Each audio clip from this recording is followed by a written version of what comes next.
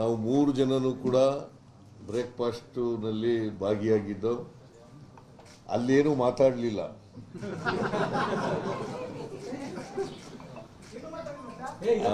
ಅಲ್ಲಿ ಬ್ರೇಕ್ಫಾಸ್ಟ್ ಬಗ್ಗೆ ಅಷ್ಟೇ ತಿನ್ನೋದು.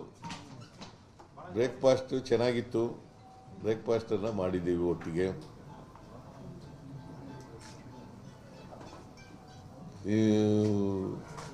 ಡಿ ಕೆ ಶಿವಕುಮಾರ್ ಅವರು ಇವತ್ತು ನಮ್ಮ ಮನೆಗೆ ಬಂದಿದ್ದರು.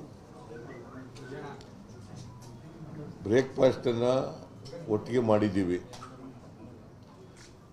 ಯಾಕಂತಂದರೆ ಹೈಕಮಾಂಡ್ನವರು ವೇಣುಗೋಪಾಲ್ ಅವರು ಮೊನ್ನೆನೇ ಪೊನ್ನಣ್ಣನಿಗೆ ಫೋನ್ ಮಾಡಿದರು.